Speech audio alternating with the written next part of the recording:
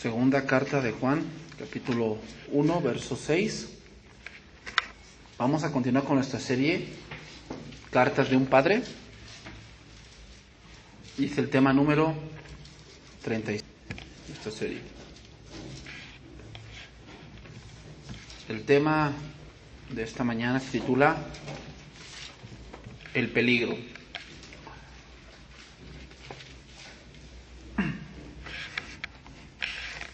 Cuando tú escribes o cuando tú adviertes ciertas cosas que tú conoces por experiencia o por observación, es porque hay algo detrás que si cae ahí tu hijo, hay un peligro de que pierda muchas cosas. El apóstol Juan está escribiendo aquí a las iglesias en general sobre un peligro que hay cuando tú sigues un falso maestro.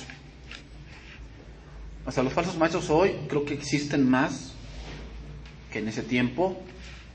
Hoy en día hay muchos falsos que hablan a través de la radio y de la televisión. El problema es que cuando la gente cae en esa falsa doctrina, hay un peligro que viene después. O sea, hay consecuencias de seguir una falsa doctrina. Y es lo que vamos a ver hoy. Segunda de Juan 1:6. Y ese es el amor, que andemos según sus mandamientos. Este es el mandamiento, que andéis en amor, como vosotros habéis oído desde el principio. Porque muchos engañadores han salido por el mundo, que no confiesan que Jesucristo ha venido en carne. Quien esto hace es el engañador y el anticristo. Fíjate bien lo que dice, mirad por vosotros mismos, para que no perdáis el fruto de vuestro trabajo, sino que recibáis galardón completo. Cualquiera que se extravíe y no persevera en la doctrina de Cristo, no tiene a Dios. El que persevera en la doctrina de Cristo, ese sí tiene al Padre y al Hijo. Venimos de un contexto, hermanos, donde decimos la segunda carta de cual se enfoca en maestros errantes. ¿Okay? En ese tiempo, pues obviamente, en que como se edificaba la iglesia, no es que hubiera un pastor fijo como ahora hay, sino que había maestros que iban viajando y entonces llegaban a tal iglesia, predicaban, se quedaban un día y seguían su camino. Pero obviamente también había falsos. ¿Ok? Entonces el apóstol no estar en persona en cada iglesia para verificar qué maestro llegaba. Soy gente que no. Pero les manda advertencias sobre estos peligros que estaban surgiendo dentro de la iglesia. Por lo tanto, en los versos siguientes vamos a ver o vamos a poner las bases del discernimiento. Como principal punto o como primer punto para ver esto es el amor de Dios. ¿Ok? Ahora, cuando dice primera de Juan 1:6, este es el mandamiento, que andemos en amor. Obviamente ya sabemos que la palabra andar es peo, que es una vida conforme a, que se dedica a. Bueno, es que el falso maestro puede decir que él tiene mucho amor. Bueno, una de las muestras de que estos maestros no tienen amor es que no se sujetan a la palabra, porque si me amáis, guardad mis mandamientos. ¿Ok? Entonces, 2 Timoteo 3:2. 2 Timoteo 3:2.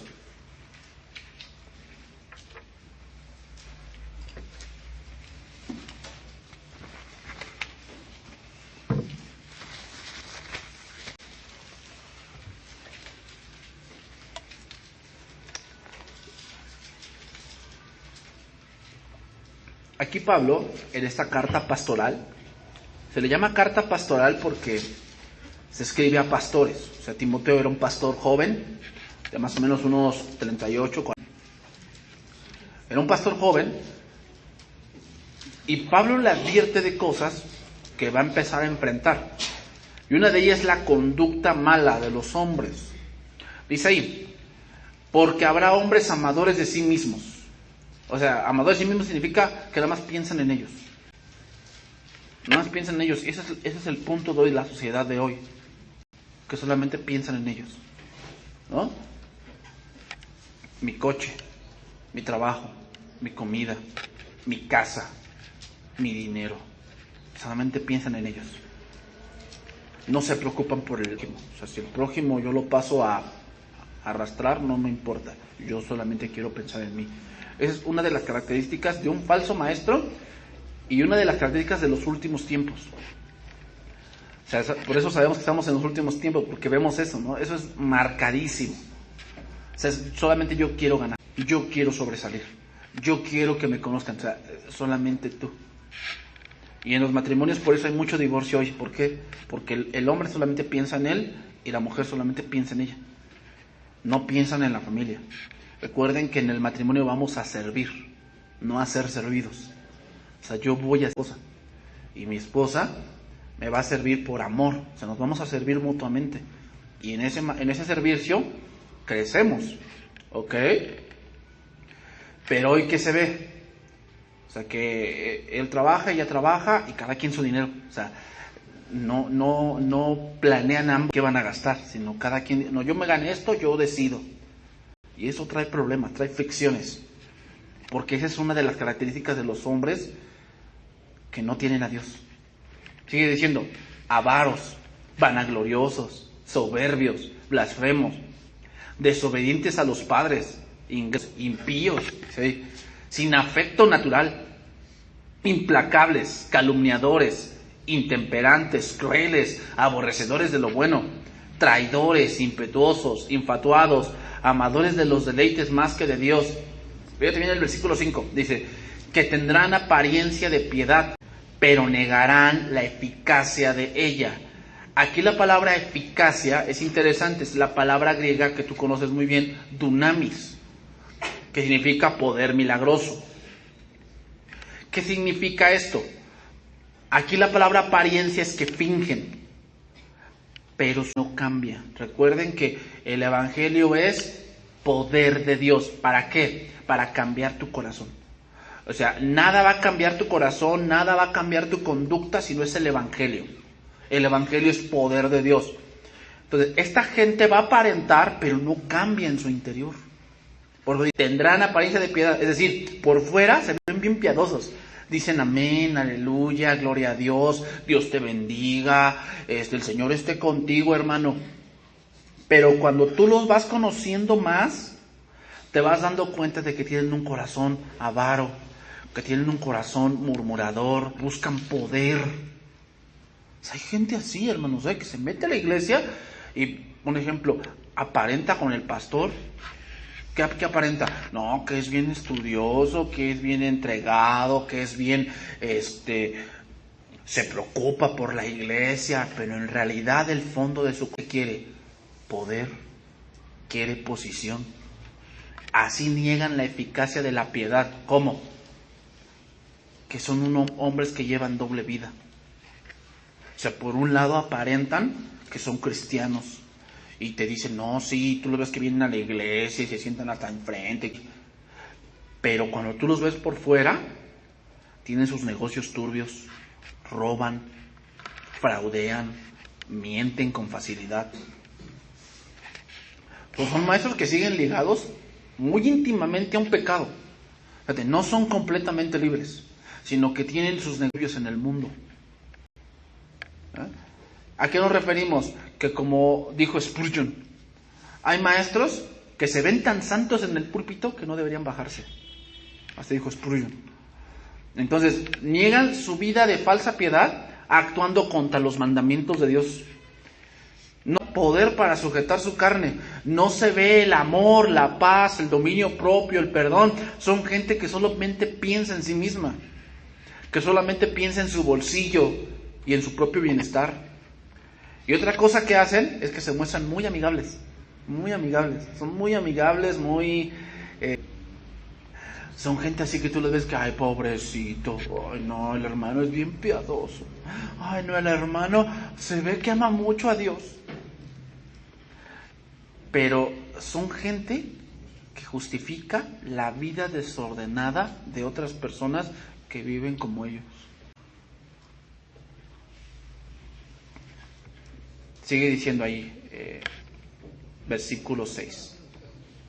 Porque de estos, fíjate bien lo que hacen estos hombres, Estos son los que se meten en las casas y llevan cautivas a las mujercillas cargadas de arrastradas, dice ahí, por diversas concupiscencias. Estas siempre están aprendiendo y nunca pueden llegar al conocimiento de la verdad. Versículo número 8.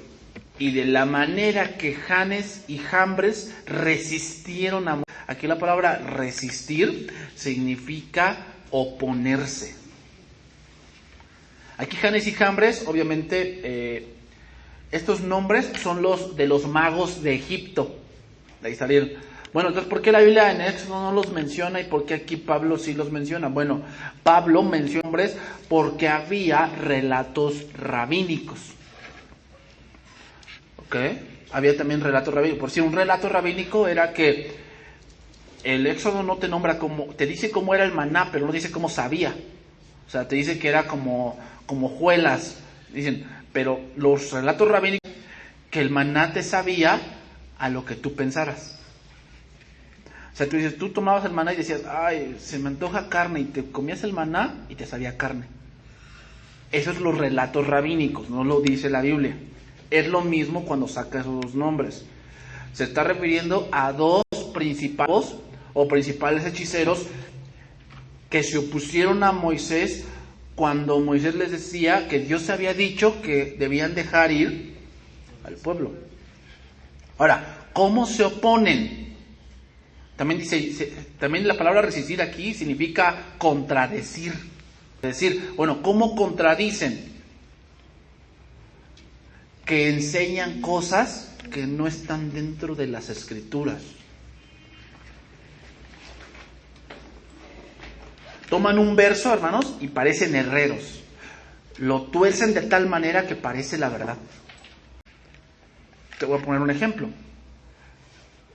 La herrería más grande que hicieron los católicos, que Pedro es la piedra de la iglesia.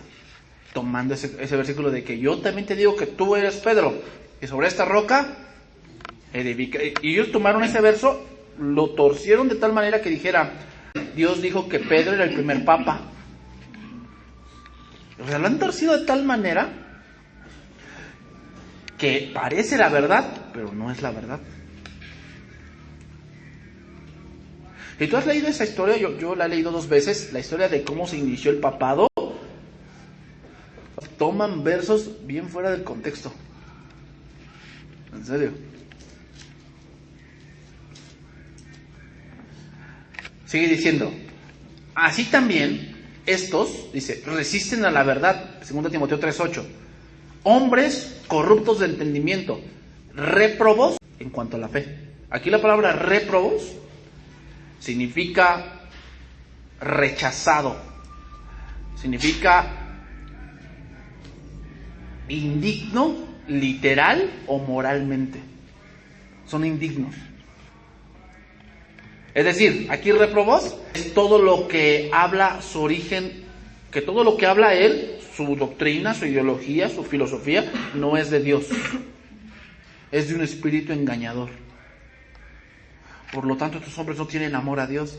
O sea, no estamos hablando de que te van a decir, es que yo no amo a Dios. No, te van a llegar y van a decir, no, sí, yo amo a Dios, no, sí, amén. No, yo al Señor, yo me humillo bien ante Él. Pero tú debes de ver si aman a Dios por lo que enseñan. O sea, tú piensas que una persona, por decir que ocupa su personalidad, que a lo mejor fue muy famoso o tiene un buen nombre, y ocupa eso para saquear a la gente o engañar a la gente, ¿ama a Dios? Ay, pero se ve bien piadoso, hasta trae un velo. Sí, pero eso es lo externo, apariencia de piedad. Pero ¿cómo se da? ¿Qué hace? O sea, hay gente que predica muy bien, pero como dijo Spurgeon, o sea, predica tan bien que no debería bajarse. O sea, ¿por qué? Porque en el púlpito se ve, como un ángel de Dios, pero se baja y se vuelve el demonio. Entonces, segunda de Juan 1:6 dice, y esto es el amor, que andemos según sus mandamientos. Este es el mandamiento, que andéis en amor como vosotros habéis oído desde el principio. La vida cristiana en amor, hermanos, requiere sacrificio. O sea, el amor es sacrificio. ¿Ok? El amor es sacrificio. Eso debemos entenderlo muy bien. En el amor hay sacrificio. ¿Ok?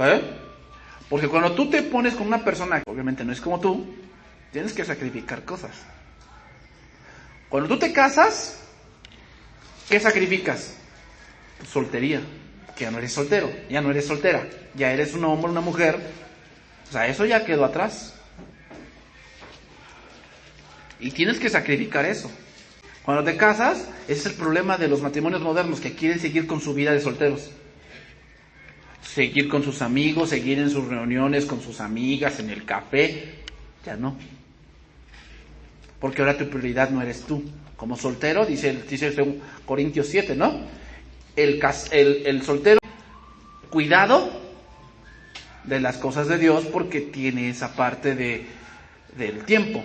Pero la casada, dice, de las cosas del mundo, en el sentido de que es más importante su familia.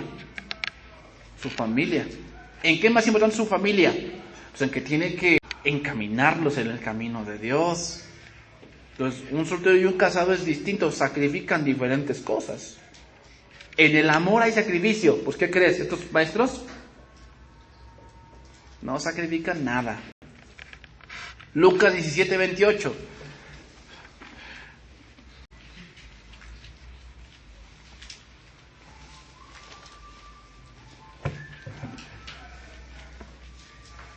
Porque, ¿qué pasa? Pues a lo mejor a tu esposa le gustan, no sé, los tacos de cabeza.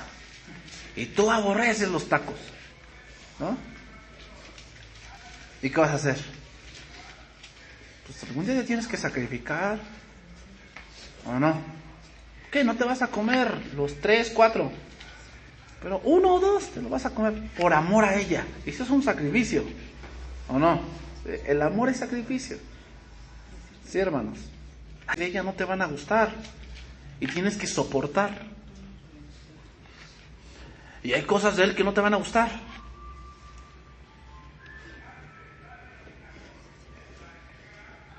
Dice ahí, asimismo, como sucedió en los días de Lot, comían, bebían, vendían, plantaban, edificaban, mas el día en que Lot salió de Sodoma, llovió del cielo fuego y azufre y los destruyó a todos. Así será el día en que el Hijo del Hombre se manifieste. En aquel día, el que esté en la azotea y sus bienes en casa no descienda a tomar, y el que en el campo asimismo no vuelva atrás. Dice, acordaos de la mujer de Lot. Todo el que procure salvar su vida, la perderá. Aquí procurar salvar la vida significa que procuras mucho para tu bien terrenal. O sea, te quieres llenar de muchas cosas. O sea, comer, beber, plantar, en sí no es malo. O sea, comer no es pecado. Todos los días comemos. Todos los días bebemos. Eso no es malo. Lo malo es cuando pones eso como el objetivo principal de tu vida. Eso es lo malo. O sea, ¿es malo que te compres un electrodoméstico, que te compres una casa, un coche? No es malo.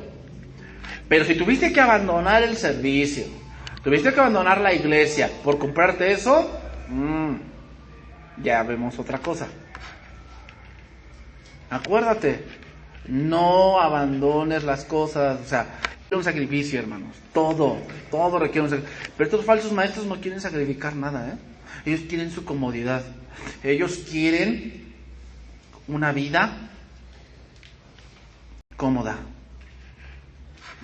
Si tú búscalo en internet, busca en el Google, ponle las mansiones más caras cristianas. ¿Sabes que este pseudopastor Guillermo Maldonado tiene una mansión de 3.5 millones de dólares? Con alberca y tiene su casa de campo y tiene 3 carros ahí no bochitos ahí estacionados. ¿De dónde salió todo eso? Pero todo el trafiquerío que hace.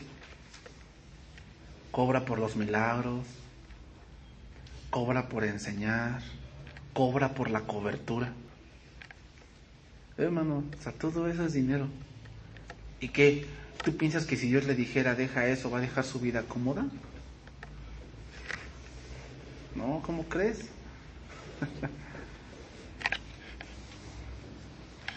Y lo lamentable, hermanos, es que estos hombres saben que están mal, lo saben, pero dicen, pero me funciona.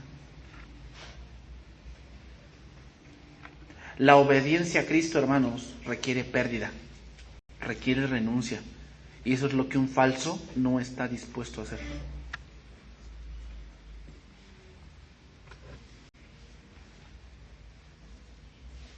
No estoy diciendo que Dios no te pueda dar, Dios no te está diciendo, Dios no estoy diciendo que si tienes 2 coches o tienes 3, pues entonces eres no. Puedes tener esas cosas y ser muy fiel al Señor. Pero date cuenta, Abraham sí era rico, pero jamás habla de su riqueza, siempre él habla de su fe. David era rico, pero te lo voy a poner así, porque Dios siempre decía, yo te saqué de las ovejas, del redil, allá, estabas con las ovejas de tu padre y yo fui y te hice rey. ¿Sabes por qué siempre le digo? Porque David, a pesar de todo lo que tenía, seguía siendo el mismo. Tenía todas las riquezas que él pudiera desear, pero su corazón no cambiaba, seguía temiendo a Dios. Eso es lo que Dios quiere. O sea, Dios no está en desacuerdo que tengas, no, y Dios te puede dar. Si eres fiel, Dios te va a dar más de lo que tú crees, pero siempre propone que tu corazón no cambie. O sea, no sientes que eres superior porque tienes 2 coches, no. Qué bueno que Dios te haya dado 2. Qué bueno que tengas un trabajo donde ganes bien, qué bueno, pero que tu corazón no cambie. O sea, sigue temiendo a Dios, sigue amando a Dios. Si Dios te pidiera algo, dáselo.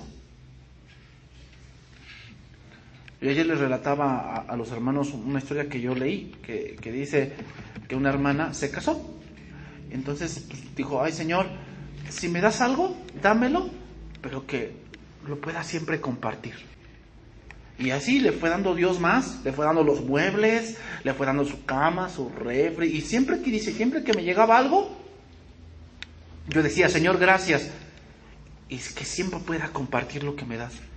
Si yo un día sembré un árbol de un ciruelo, dio mucho fruto, entonces yo corté la fruta, iba a hacer un jugo, y de repente mi esposo regaló la fruta a un indigente, y sí me enojé. ¿Por qué había regalado mi fruta? Que Dios le dice, pues no, que ibas a compartir. Dice, ahora yo me enojé, pero contra mí misma, porque siempre oré compartir y cuando tenía que compartir, ahora me enojo. ¿Te das cuenta? O sea, muchas veces el problema de tener mucho es que nuestro corazón empieza a pensar que se lo merece. No, hermanos, cuando te llega algo, es por la gracia de Dios. O sea, si Dios te quiere dar algo, es porque no te merezcas. Eso tenlo bien en claro. No es porque te lo merezcas, es porque Dios quiere dártelo.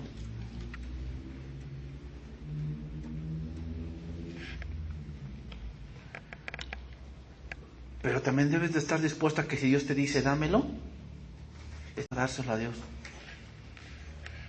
O sea, ok, yo ya te di esto, ya te di un buen trabajo. Ok, ahora quiero que me des un poco más de tu tiempo. Pero Señor, ¿sí o no? Pues eso ya es cuestión tuya. Segunda de Juan.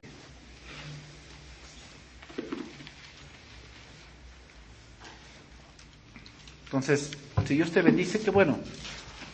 Si tú llegas conmigo y me dices, oiga, pastor, yo me compré esto, Dios me bendijo con esto, mira, yo me voy a alegrar mucho. Porque me gozo cuando Dios te bendice. Pero no me gozo cuando Dios te bendice o te da algo y te alejas. ¿Sabes qué me está diciendo eso? Que no fue Dios. Porque Dios jamás te va a dar algo para que te vayas.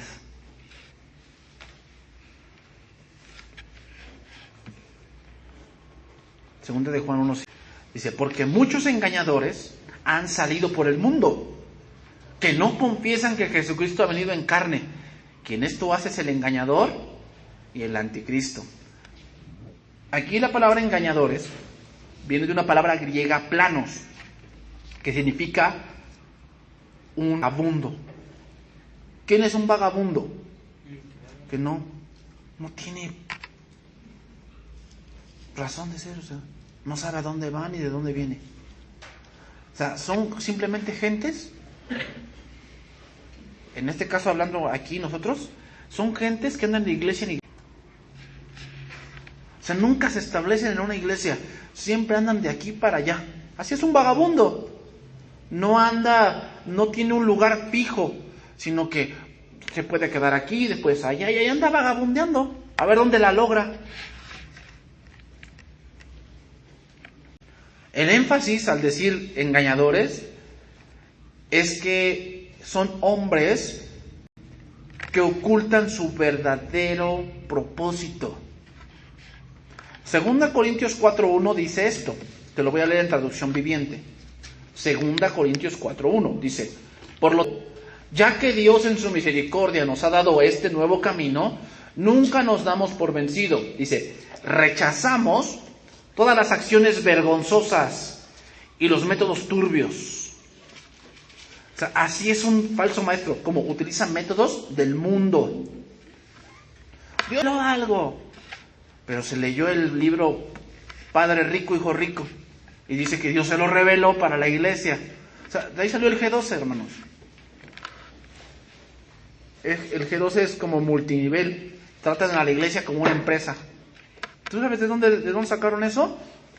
Aquí supuestamente se fue al Jordán y que Dios se lo reveló allí. No, es un hombre que es empresario y se leyó un libro de estrategias de mercadotecnia y de ahí sacó eso para la iglesia y lo aplicó. Por eso la iglesia o las congregaciones con ese tipo de sistemas de G12 crecen mucho.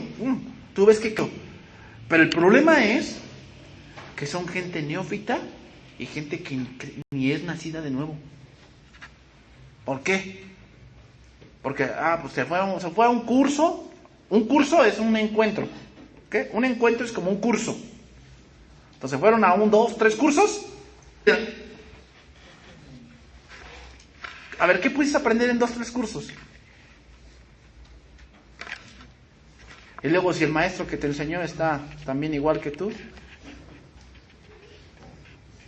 Pues imagínate que... Entonces pero ya llega, ya es líder, ya es profeta, no sé, tantas cosas que ellos sacan. Entonces, ¿en qué está cimentada la iglesia, la congregación ahí? En puro neófito. Y luego dice la palabra en Timoteo, no un neófito porque puede caer en condenación del diablo. ¿Sabes cuál es la condenación? El orgullo. Ya se creen mucho. Ya piensan que no puede decir nada, que ellos nunca se equivocan. Entonces cuando le sacas oye, la Biblia dice esto, no contradigas al ungido, porque yo soy tu superior. Oye, pero lo que tú estás enseñando no va de acuerdo a la Biblia, es un método turbio. Y ya pues te van y te acusan con él, que tú eres un revoltoso y que no te quieres sujetar. Entonces hablan contigo, ¿o no? Hablan contigo, que te sujetes, que esa actitud que tú tienes es del diablo, que te tienen que liberar. ¿Te das cuenta todo el rollote que sacan por un método turbio? Dice, versículo 2, seguimos ahí, 2 Corintios 4:2, dice, no tratamos de engañar a nadie, ni de distorsionar la palabra de Dios. Decimos la verdad delante de Dios. Lo voy a leer en la Reina Valera. Antes renunciamos a lo oculto y vergonzoso, no andando con astucia, ni adulterando la palabra de Dios, sino por la manifestación de la verdad, recomendándonos a toda conciencia humana delante de Dios. O sea, aquí Pablo lo que está diciendo, yo cuando les predico, no les predico mi verdad, ni le aumento, simplemente les digo lo que ahí dice. Entonces, un engañador es un hombre con un corazón con doblez, hermanos. esperando algo más. O sea, te predica la palabra, pero quiere algo más de ti. Y más cuando se entera que tienes dinero. ¿Quién sabe por qué? Pero se entera que tienes dinero, entonces te llama a su oficina. Y empieza a preguntarte, hermano, ¿en qué trabajas? No, pues en esto. ¿Y cuánto tiempo tienes viniendo a la congregación? No, pues tanto. ¿Y ofrendas, hermano? Sí, tienes mucha fe, sí. Mira, Dios me está diciendo que le tengo que poner en un puesto de liderazgo y apenas tiene un mes en la iglesia. Pero como tiene dinero, hay que ganárselo. No se me vaya, le voy a dar un puesto de autoridad. Y entonces le voy a empezar, sigilosamente le voy a decir, Dios me dijo que me compraras un coche. ¿Y qué crees? Sí se lo compran.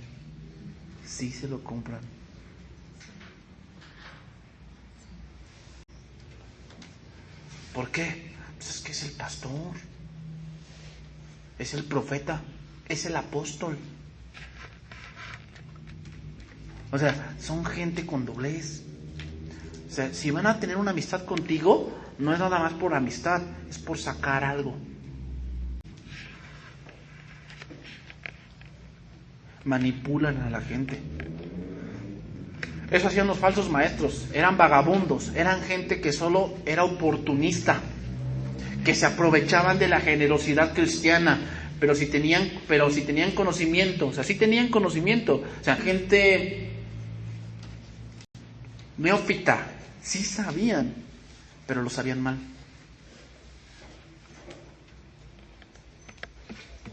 Segunda Juan 1:7, para ir a ver otra frase. Dice ahí, que no confiesan que Jesucristo ha venido en carne. Aquí la palabra confesar significa estar de acuerdo en algo. ¿Ok? La palabra griega habla de como que concordamos en algo. Bueno, ¿cómo es esto? Los falsos, cuando llegaban con los cristianos, o sea, te digo, sí tenían conocimiento. O sea, no eran gente que decía, no, pues es que no sé bien de Dios. No, sí, tenían muy buen léxico. Pero lo que pasaba, llegaban con sus filosofías. El gnosticismo tenía dos vertientes. Número uno, el dualismo. El dualismo del cual se trata mucho en Primera de Juan. El dualismo es que cuando Juan dijo, hay tres que dan testimonio en la tierra, ¿no? El espíritu, el agua y la sangre. Porque ellos decían que la carne es mala y el espíritu era bueno. Ese es el dualismo. Pero aquí lo que está tratando Juan es la segunda vertiente del gnosticismo, se llama el serentío. Así se llama, serentío. Esa es la segunda vertiente del gnosticismo, serentío. ¿Qué es el serentío? Que niegan la deidad de Cristo.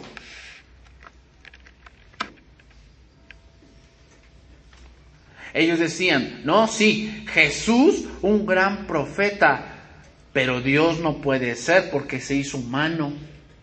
Eso es lo que ellos decían. Entonces negaban que Jesucristo había venido en carne.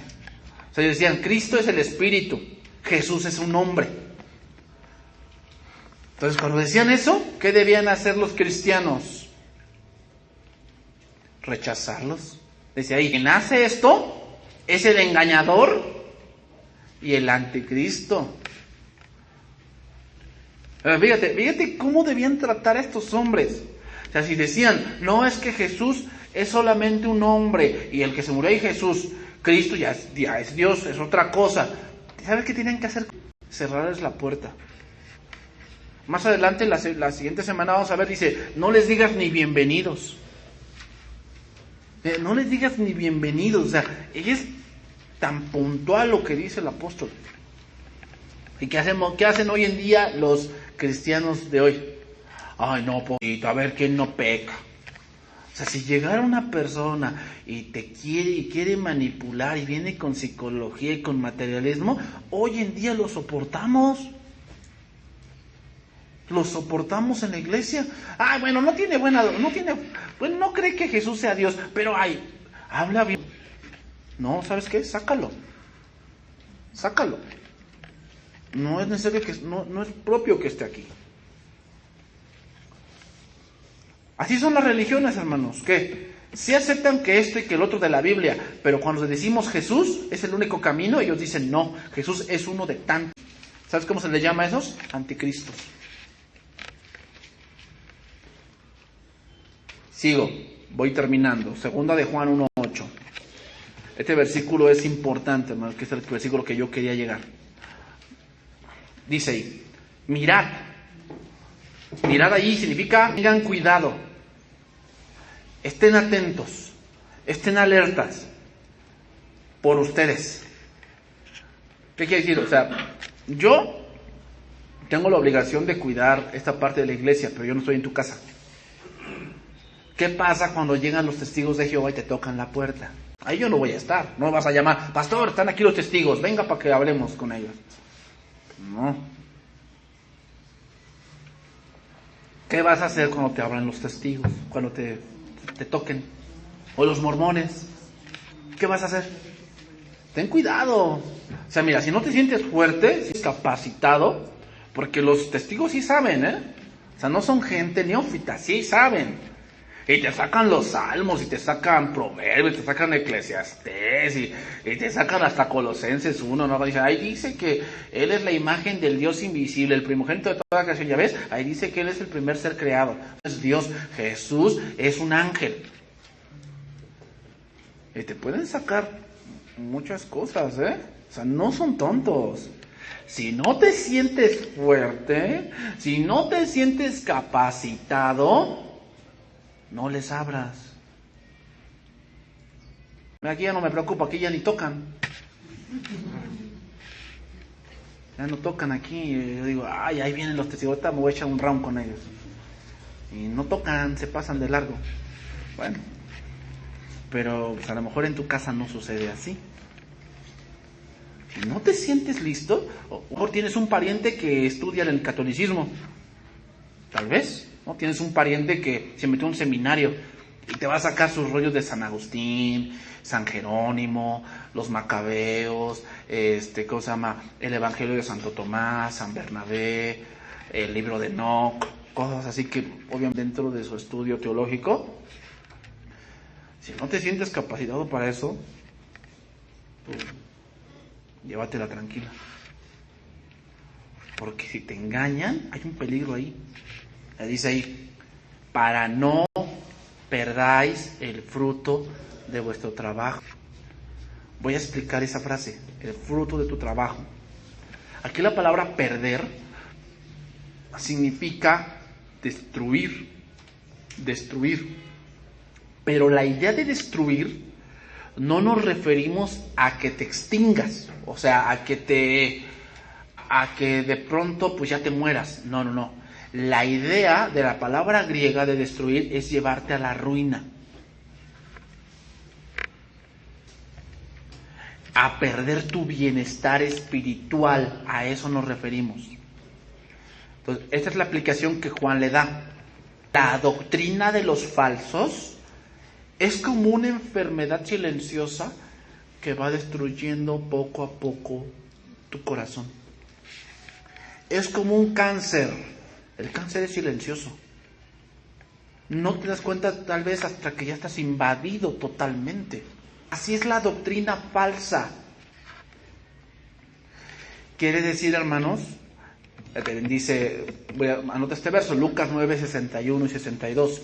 Lucas 9, 61 y 62 dice, entonces dijo otro, te seguiré, Señor, pero deja que me despida primero de los que están en mi casa. Ninguno que poniendo su mano en el arado mira hacia atrás es apto para el reino de Dios. El arado, hermanos, es sin duda un instrumento que se utilizaba para preparar la tierra para sembrar.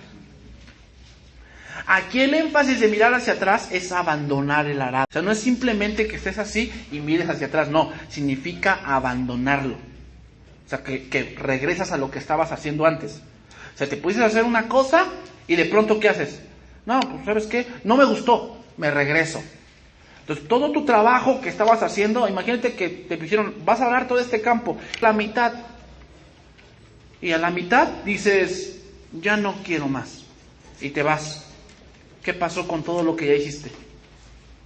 Se perdió.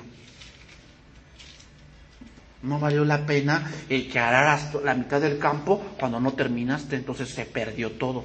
Esa es la idea, hermanos, es que muchos están aquí en la iglesia se cimentan acá o en otra iglesia donde haya buena doctrina, empiezan a dar frutos, se empiezan a ver que su vida empieza a cambiar poco a poco, empiezan a ver que se someten a Dios, empiezan a ver que Dios lo empieza a arreglar, que empieza él a tener dominio propio de sí mismo, empieza a ver que hay gozo, que hay paz, que Dios lo empieza a bendecir, lo empieza a sacar de sus deudas.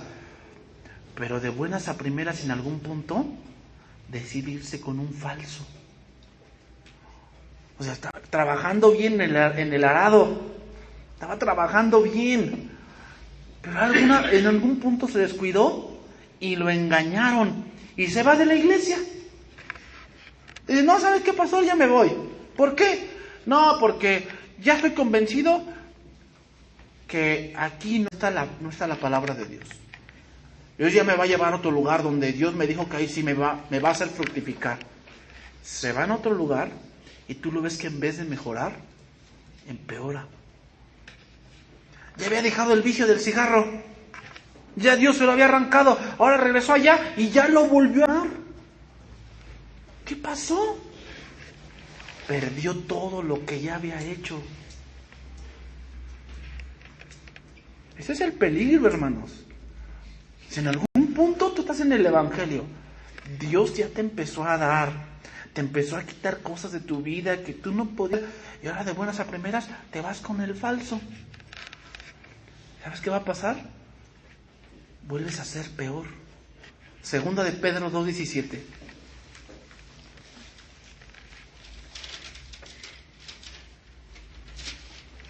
Segunda de Pedro 2:17. Es el peligro más grande, hermanos. Ese es el peligro más grande. Que estás en un lugar donde Dios ya empezó a trabajar contigo, que te empezó a cambiar tus pensamientos, tu corazón, y de buenas a primeras te vas por la emoción de un falso. Yo te voy a contar un testimonio. Antes aquí asistía una familia que venían con un problema familiar muy fuerte, muy fuerte, en serio. O sea, de esta mujer era un esposo que tenía un poco de problemas mentales. ¿Y sabes qué Dios hizo? Lo puso en sus 5 sentidos. O sea, obviamente eso llevó tiempo. Pero a esta mujer y a este hombre se le ocurrieron ir a una de esas famosas noches de gloria. ¿Y sabes cómo regresaron? Fascinados. Entonces empezaron a decir, pastor, ¿por qué usted no hace eso acá? Digo, ¿no hacemos de qué? Pues sí, como hacen allá, tiran a la gente, se siente el espíritu, hacen milagros, lo pasan al frente, testimonio. Eso me impactó, pastor. Yo le dije, no, es que no necesitas eso. Necesitas el Evangelio. Entonces empezó a inconformar. Se empezó a inconformar. Hasta que un día decidió irse. ¿Y sabes qué? Y se fue a otra. Y le digo, ¿por qué te vas? Dios me dijo que me fuera. Que Dios me va a utilizar fuertemente allá. Que me va a poner en un lugar de liderazgo porque Dios tiene un propósito para mí. ¿Quieres que te diga qué pasó con esa señora? Metió con 2 hombres. Engañó a su esposo. Destruyó su matrimonio. ¿Qué pasó? Se dejó llevar por el falso. Y estaba caminando bien. Dios estaba restaurando su matrimonio. Es más, hasta le dio otro hijo, podía tener hijos. Le dio un hijo más. Se dejó llevar y ahora no tiene nada. Ese es el peligro que se corre, hermanos, cuando nos dejamos llevar por una falsa doctrina de un falso. que todo lo que ya llevas avanzado lo puedes perder. Dice ahí, 2 de Pedro 2:17. Está hablando aquí de los falsos, ese es el contexto. Los falsos maestros. Estos son fuentes sin agua. ¿De quién está hablando? De los falsos. Y nubes empujadas por la tormenta. Entonces, ver las lluvias, las nubes muy grises. Y dices, va a llover. Y tú ves que están ahí, pero no llueve. Y dices, ay, nada más el cielo nos mintió que iba a llover. Así son estos hombres falsos. Te hablan de bendición, te hablan que Dios te quiere bendecir, te hablan que las bendiciones de Dios se van a derramar, pero son fuentes sin agua, son nubes cargadas, nada más empujadas por el viento. Versículo 18, pues hablando palabras infladas y vanas, seducen con concupiscencias de la carne y disoluciones a los que verdaderamente habían huido de los que viven en error. O sea, ¿a quiénes seducen? A los que ya habían avanzado algo. Ya Dios los sabía, les estaba arrancando el alcoholismo, les estaba arrancando el tabaquismo, les estaba arrancando las drogas, se las estaba arrancando, pero los nuevamente y esas gentes vuelven a lo mismo. Dice ahí, les prometen libertad y ellos son mismos esclavos de corrupción, porque el que es vencido por alguno es hecho esclavo del que lo venció.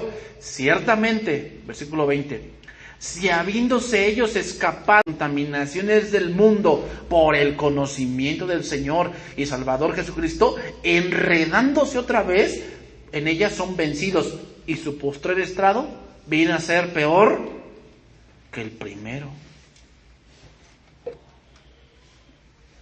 Mira bien, no sea que pierdas el fruto de tu trabajo. No te dejes llevar por las emociones. Esos hombres son muy emocionalistas. Siempre tratan de moverte las emociones. Voy a leer esos últimos 2 versos en lenguaje actual. Les prometen libertad, que serán libres de hacer lo que quieran, pero ellos mismos no pueden dejar de hacer el mal. Y será ese mismo mal el que acabará por destruirlos. Pues quien no puede dejar de pecar es esclavo del pecado. Además, los que han conocido a nuestro Señor Jesucristo siguen el ejemplo de los pecadores de este mundo. Pero si se dejan engañar con estas cosas y además se dejan controlar, quedarán peor que antes. ¿Cómo antes eras? Tú sabes cómo antes eras. Tú lo sabes. ¿De dónde Dios te rescató? El pecado más ese era el que te agobiaba. Dios te lo quitó. Pero ten cuidado. Si te dejas engañar por un falso y sigues una falsa doctrina, ese pecado puede volver a agarrarte. Y ya no solamente te va a seducir, te va a destruir por completo.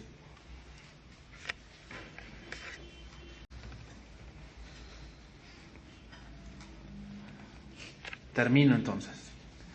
Mirad por vosotros mismos, para que no perdáis el fruto de vuestro trabajo, sino que recibáis galardón completo.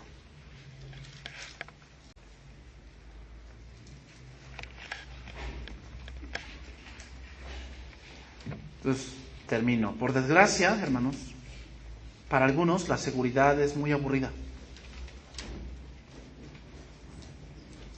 Y donde Satanás ha tenido más éxito, más éxito es en las novedades.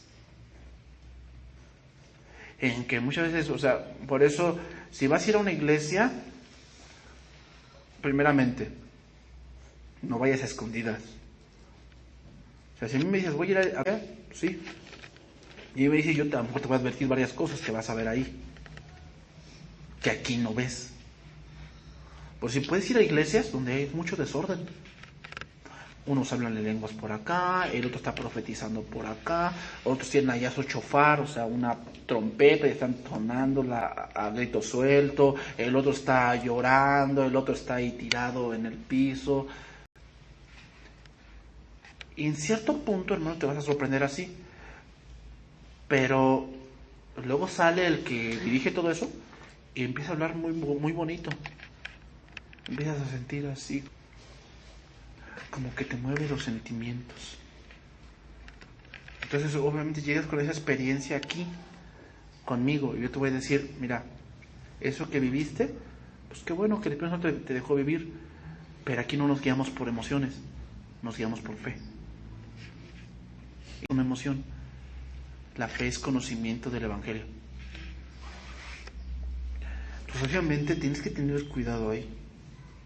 O sea, lo que más ataca a la iglesia son las novedades.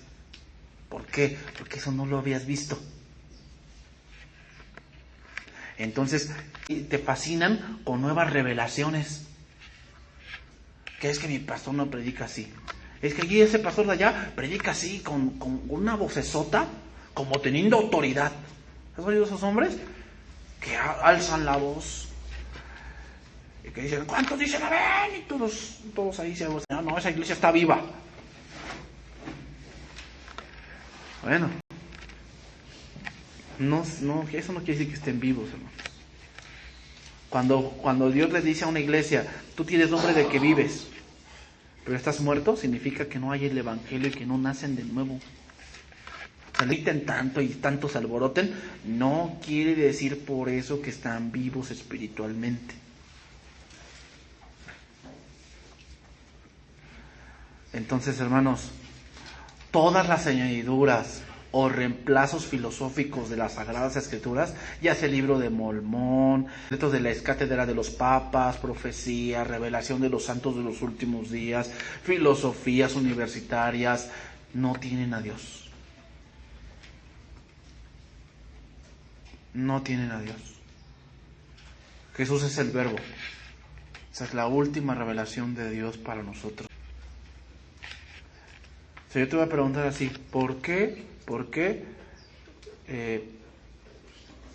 no tanto fue la emoción? O sea, cuando en Hechos 2 le dijeron, es que ustedes están llenos de mosto, o sea, significa, están ebrios.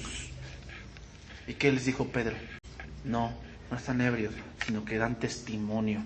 O sea, mira, Pedro aterrizó las emociones diciendo, no se vayan por emociones, váyanse por la fe. Y dio un discurso. Y se convirtieron 3,000. No por emoción, por el Evangelio. Entonces no estoy diciendo que sin nada eso, no. Pero hermanos, siempre el Espíritu está sujeto al profeta. O sea, tú puedes controlar eso. Y aquel que no pueda, que tú ves que está en la alabanza o está aquí y ya está hablando y no se puede controlar, eso no es el Espíritu, eso es un demonio. Porque el Espíritu jamás hace algo en contra de tu voluntad, El Espíritu no es así, no opera así. Eso no es la llenura del Espíritu Santo. O sea, son todas esas cosas que han salido y que engañan a la iglesia. Pero como son novedosas, ¿qué pasa? Los cristianos son fácilmente engañados. Que sí funciona. A ver, si no funciona eso, ¿por qué su iglesia es tan grande? Pues la Biblia dice que el camino a la perdición es ancho y espacioso. Ahí está la respuesta.